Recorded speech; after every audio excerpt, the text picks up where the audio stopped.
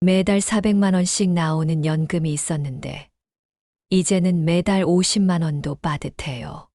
최근 제가 만난 60대 김윤희 씨 부부의 이야기입니다. 30년 넘게 중소기업을 운영하며 모은 재산 10억으로 은퇴했지만 자산관리 실패로 2년 만에 대부분을 잃었다고 합니다. 주변에서 부동산이 대세라고 해서 15억을 투자했는데, 투자한 땅값이 떨어져서 절반 이상 손실을 봤어요. 남은 돈으로 주식 투자를 했다가 또 손실. 이제는 노후가 너무 두렵습니다. 여러분도 이런 걱정 한 번쯤 해보셨을 겁니다.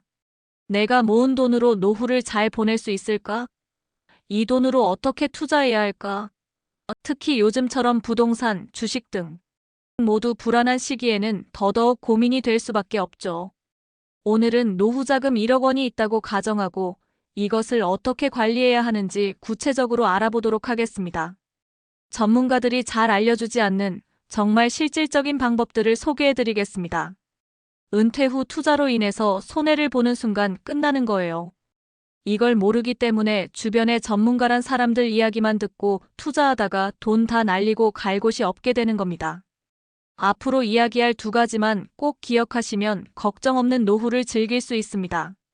노후에 1억 원이 되면 큰 돈일 수도 있고 아닐 수도 있죠.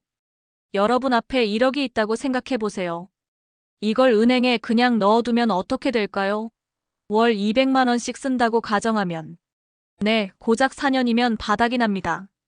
100세 시대의 4년은 많이 짧죠? 나머지 30년은 어떻게 살아야 할지 너무 막막할 겁니다. 노후에 1억 원이 있다면 자산 관리를 어떻게 하고 싶으세요? 우리가 알고 있는 몇 가지를 이야기해 보도록 할게요. 저는 처음에 즉시 연금에 다 넣으려고 했어요.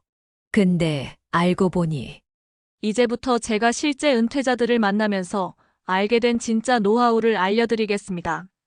먼저 즉시연금부터 살펴볼까요?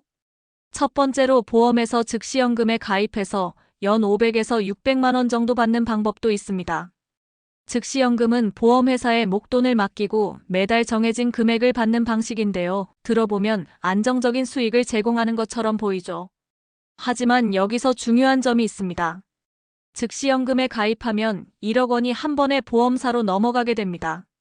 즉, 이 돈은 원금을 찾을 수 없고 매달 지급받는 금액만 사용할 수 있게 되는 겁니다. 쉽게 말해 1억 원이라는 자산은 본인의 손에서 사라지는 거나 다름없습니다. 만약 예기치 못한 상황이 발생해서 갑자기 목돈이 필요하다면 즉시연금에 넣은 돈은 유동성이 없기 때문에 사용할 수 없다는 단점이 있습니다. 한마디로 수도꼭지에서 물이 나오는 건 좋은데 문제는 수도관을 아예 팔아버리는 거랑 같다는 겁니다. 네, 1억이라는 수도관을 보험사에 완전히 넘기는 거예요. 중간에 급하게 돈이 필요해도 못 빼요. 또한 물가 상승률과 예상보다 긴 노후 기간을 고려하면 충분하지 않을 수 있습니다.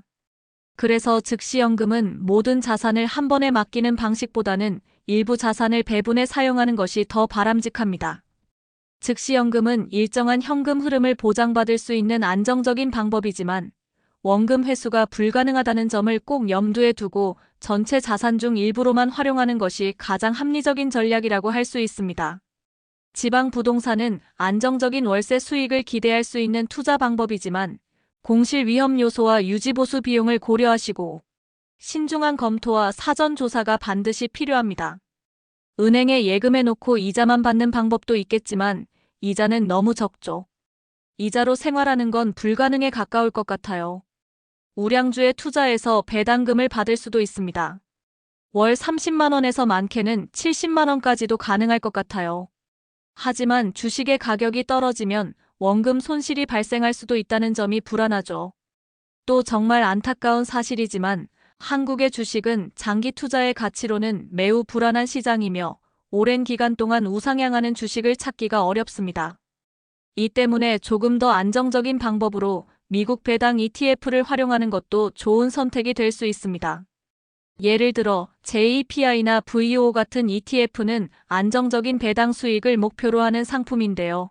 옵션 프리미엄을 활용해서 연 8% 정도의 높은 배당률을 제공합니다. 1억 원을 투자하면 연간 약 800만 원, 월 평균 65만 원 정도의 배당금을 받을 수 있죠. 또 다른 예로는 QILD입니다. 이 ETF는 나스닥 100을 기반으로 커버드 콜 전략을 사용하는데 연간 약 12% 수준의 배당을 기대할 수 있어요. 1억 원을 투자하면 연간 약 1,200만 원, 월 평균 100만 원 정도의 배당금이 나옵니다. 이처럼 배당 ETF는 개별 주식 투자보다 리스크를 줄이면서도 안정적으로 현금 흐름을 확보할 수 있는 방법이에요. 물론 시장 상황에 따라 ETF 가격 변동이 있을 수 있지만 장기적으로 배당금 수익을 통해 손실을 보완할 수 있다는 장점이 있습니다. 그래서 배당 ETF를 활용하면 안정성과 수익성을 모두 잡을 수 있는 노후 자산관리 방법이 될 수 있습니다.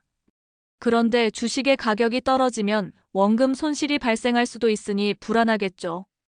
여기까지가 우리가 생각할 수 있는 가장 일반적인 방법인 것 같아요. 노후 자산 관리의 핵심은 돈이 줄어들지 않는 겁니다. 연금화시키는 것이 중요하다는 거죠. 그럼 리스크를 줄이면서 적절한 수익을 낼 수 있는 방법이 있을까요? 딱 두 가지만 알면 됩니다. 그 두 가지를 이야기하기 전에 중요한 내용을 짚고 넘어가겠습니다. 여러분, 흔히 달걀을 한 바구니에 담지 말라는 말 들어보셨죠? 우리의 노후 자금도 한 바구니에 담지 말아야 합니다. 한 곳에 몰빵 투자는 절대 안 됩니다. 리스크를 줄이는 가장 확실한 방법은 몰빵 투자를 하지 않고 분산 투자를 하는 겁니다. 분산 투자는 다들 알고는 있지만 막상 실천하기가 쉽지 않죠. 그럼에도 불구하고 분산 투자가 노후 자산 관리에서 가장 중요한 핵심이라는 점을 반드시 기억해야 합니다. 그렇다면 분산 투자는 어떻게 해야 할까요? 여기서 중요한 건 다양한 자산에 고르게 나눠 투자하는 겁니다. 예를 들어 자산을 현금, 부동산, 주식, 채권, 금으로 분산할 수 있습니다. 먼저 현금은 전체 자산의 10에서 20% 정도를 유지하는 것이 좋습니다. 현금은 예기치 않은 상황에서 활용할 수 있는 비상자금 역할을 하기 때문에 꼭 필요합니다. 현금 비중이 너무 낮으면 긴급 상황에 대응하기 어렵고 너무 높으면 자산 증식의 기회를 놓칠 수 있습니다. 부동산은 안정적인 임대 수익을 기대할 수 있는 자산입니다. 전체 자산의 30-40% 정도를 부동산에 배분하는 것이 일반적인 전략인데요. 특히 지역적 요인이나 수익률을 신중히 검토해 선택해야 합니다. 다만 유동성이 낮기 때문에 필요할 때 바로 현금화하기 어렵다는 단점도 고려해야 합니다. 또 보험사나 증권사 직원의 말을 무조건 믿지 마세요.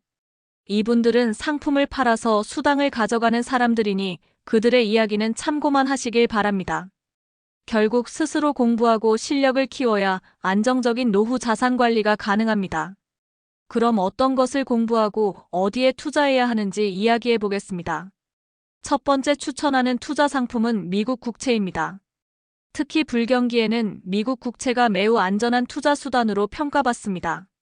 미국 국채는 세계적으로 신용도가 가장 높은 채권으로 기본적으로 연 4에서 5% 수준의 이자를 받을 수 있습니다.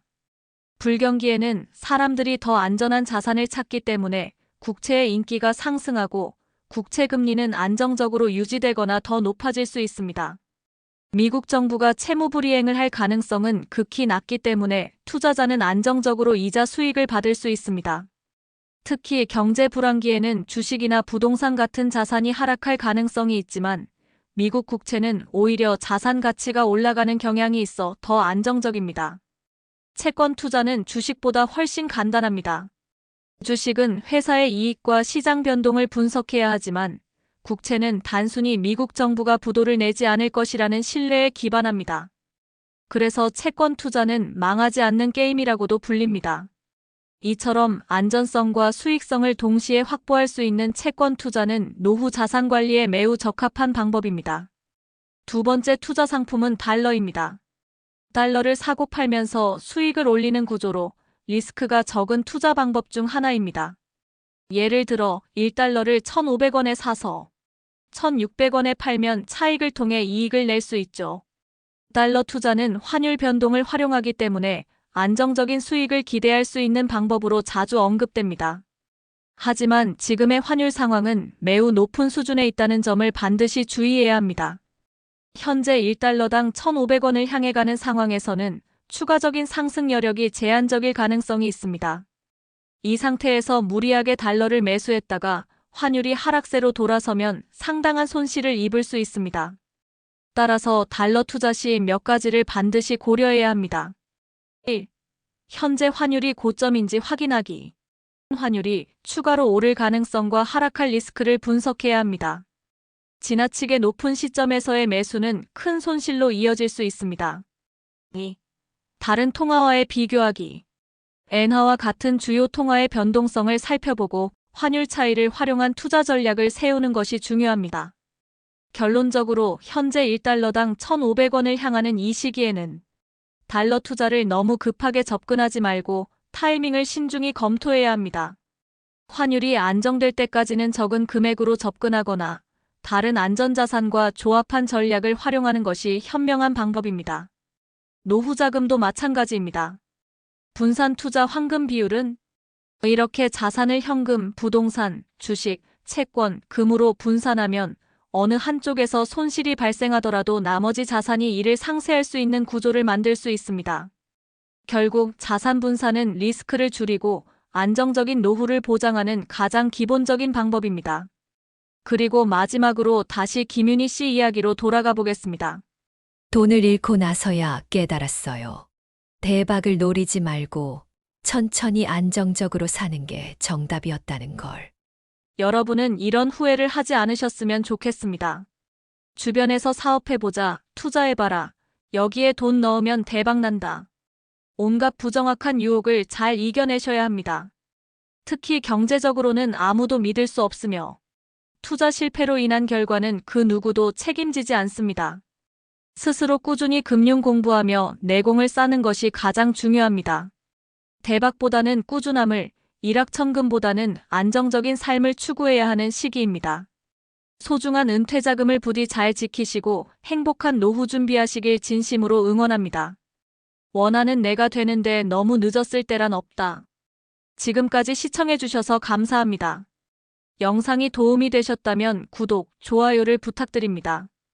여러분, 부자 되세요.